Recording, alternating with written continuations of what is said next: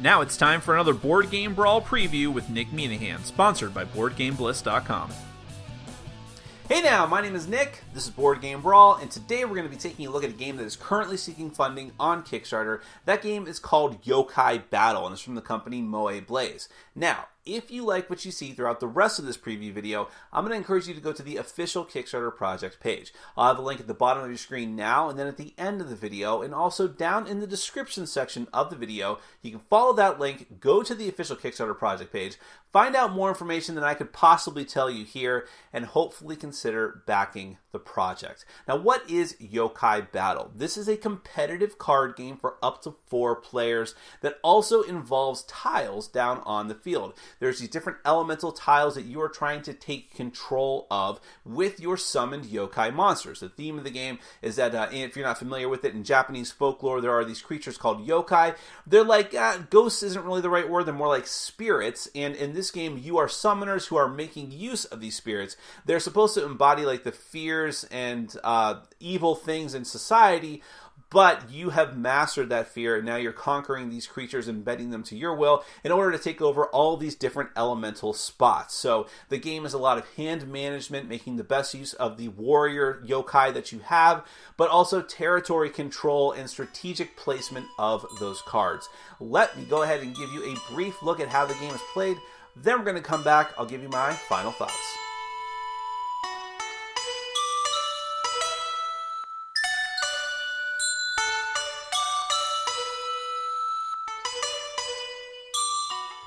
Alright, let me go ahead and give you a brief run through of Yokai Battle. This is a competitive card game for up to 4 players.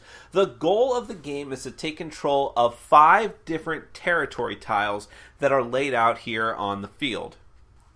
You're going to use summoned yokai monsters in order to take over the terrain cards. As soon as someone places their 5th monster down onto one of the tiles, assuming it survives the possibly ensuing combat, that player will win the game. So, first a little bit of setup. You're going to have these different tiles which correspond to the different elements of the game. The yokai that are in the game also correspond to these elements, except that there are some colorless ones as well. Colorless yokai, that is to say.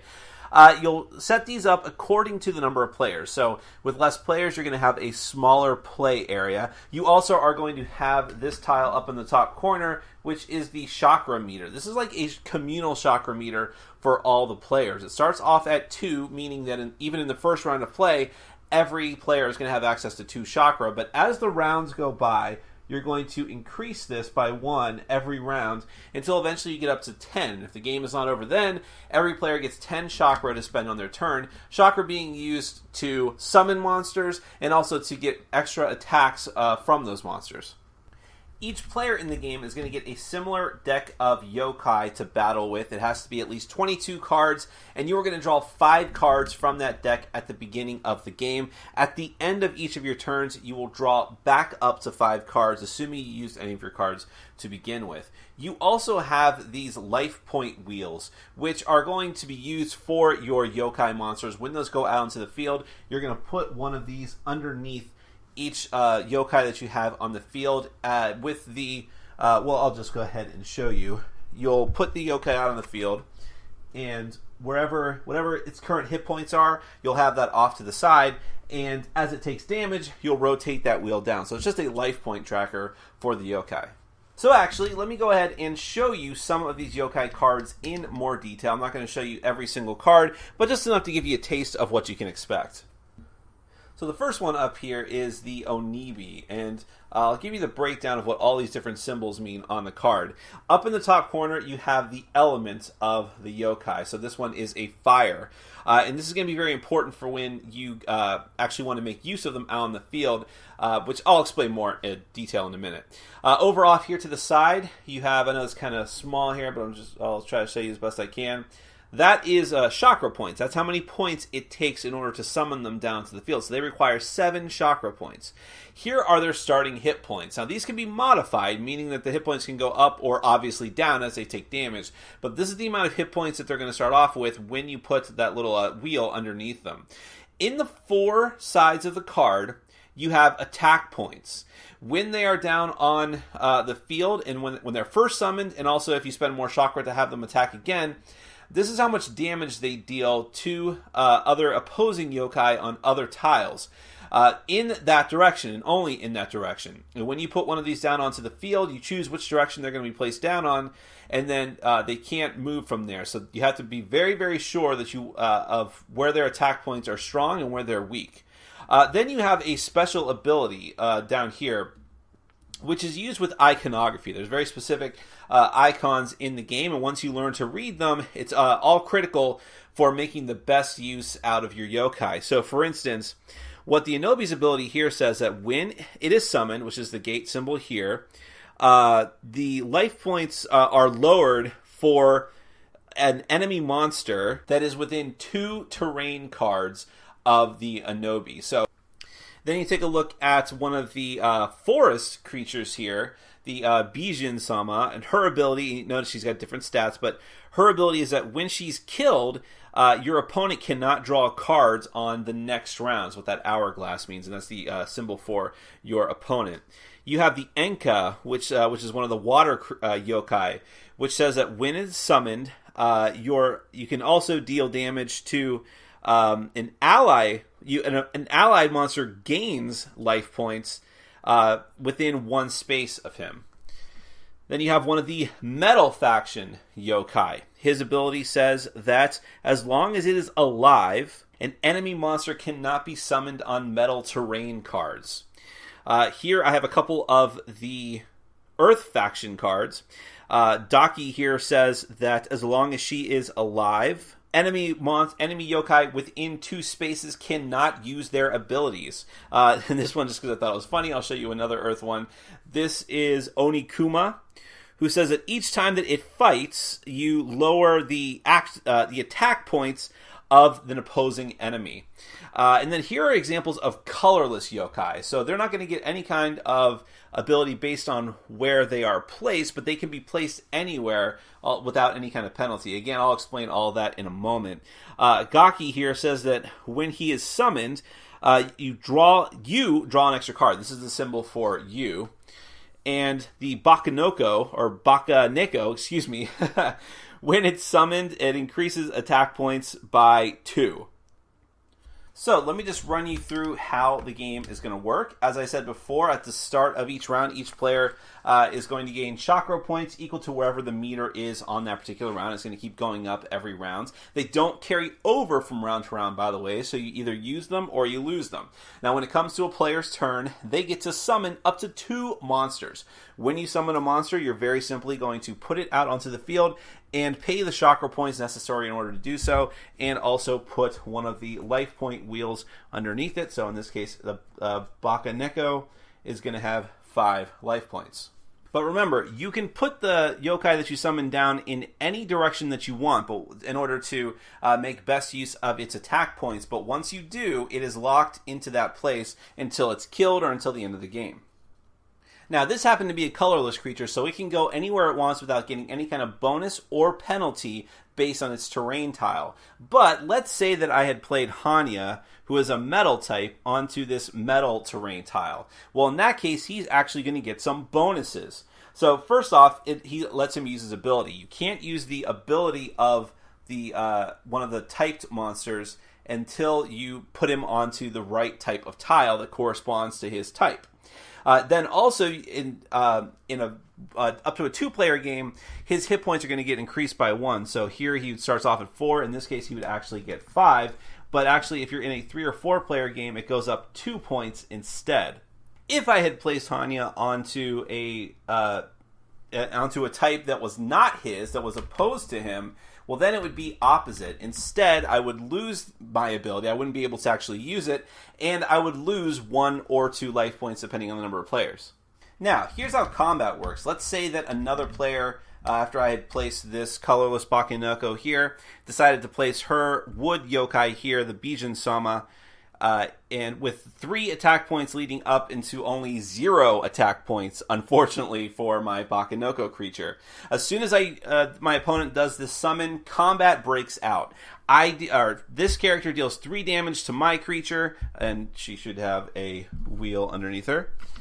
And then my creature, unfortunately, is only going to deal 0 to my opponent's creature, which is why it's very, very important to make sure that if you are going to leave yourself defenseless, hopefully you have enough hit points to withstand the assault. But even if I did survive that assault, anyone, after they've summoned a creature, if they have chakra points remaining, can spend that chakra in order to attack again with a creature that's already been summoned. As long as you've got the chakra to do it, you can keep doing it.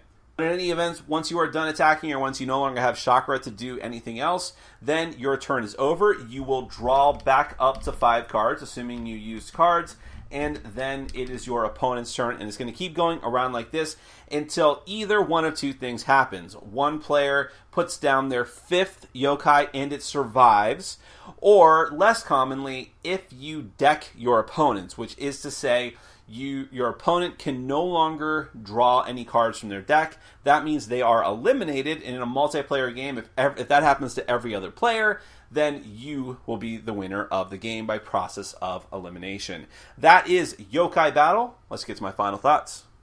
Now, I do want to stress, because I neglected to mention it during the overview or the end of my intro, that was a prototype version of the game, so some things may change in the final version. Just do keep that in mind. But going on to talk about the theme and the mechanisms of the game. First off, the theme is really going to appeal to anyone that is into Japanese history, folklore, anime, all of these different things. I mean, immediately as soon as I saw the name, being a fan of anime, I knew what yokai were. I knew what it meant. I knew the history and the lore of it. Not intimately, but I kind of knew the feelings and, the thoughts associated with it and the direction that the theme of the game was going to go in. Yokai Battle, right then and there. So there's going to be a lot of people that are interested in it based solely on that. But the fact of the matter is, it also has strategic mechanisms to back up that theme. It's a territory control game, but it's card driven. And you're also having to do hand management aspects like, what creatures are going to be best in these specific spots? Is it better to hold on to these cards now, save my chakra, attack with these other creatures again and again, which might leave my creatures more vulnerable, and therefore the territory, the elemental cards that I'm controlling, more vulnerable as well. Not to mention the fact that you have these different areas of the board, the collective board there, that are specifically attuned to certain yokai. And you want to play there, definitely, because not only do you get to use the special ability, and there's tons of different special abilities in this game, people that are into just having a wide array of powers are really going to find something to latch onto here. But you want to make use of your sort of attuned elemental spots to your yokai to make use of those abilities, but also to get life point boosts, because it can be pretty difficult to come by life points for your yokai, and you need them to stay out there long enough for you to get to your 5th yokai. So, what are you going to do? You got to try to place at those spots, but at a certain point, you have to realize that you're going to want to also stymie your opponents as best you can. That may mean putting your yokai into hostile territory. That is to say, an elemental terrain card that is not going to benefit him is actually going to penalize him.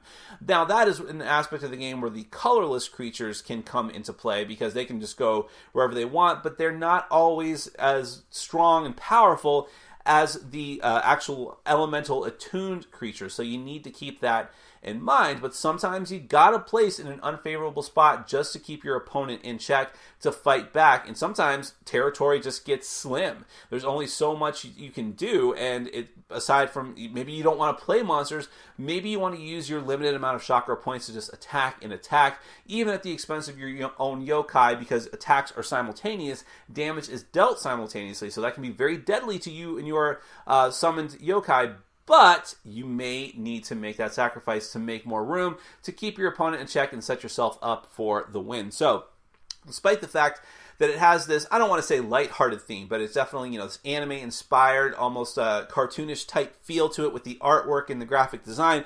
Despite that, there actually is a significant amount of bite to this game. I've played other strategic games like this where you're moving around units and putting them into tactical, using tactics to position them and get them into the right spot. Where you turn your card, when you place it, is incredibly important, since you can't change it afterwards. So there's just a lot of decisions to make in this game, and therefore a lot of bite and a lot of strategy, more than you would suspect, especially since it is very easy to learn this game and is very easy to get it up and running. But it's not a simple game. It's a game whose complexity comes out as you play it and as you learn it and as you get better at it, and it has that cool yokai theme to it. So if any of those things are of interest to you, I mean, again, I would think this would really appeal to people who want a strategic game with an interesting theme, then definitely go to the Kickstarter project page. I'm going to have a link at the bottom of your screen now, and also down in the description section below this video.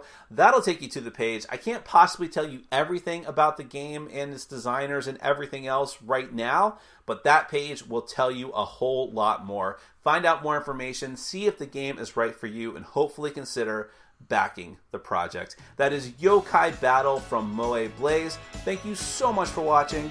Take care. Thanks for watching. Follow us on Facebook, Twitter, and Patreon. And make sure to check out our sponsor, Board Game Bliss, where you can find an amazing selection of games from around the world. BoardGameBliss.com. Thanks for your support.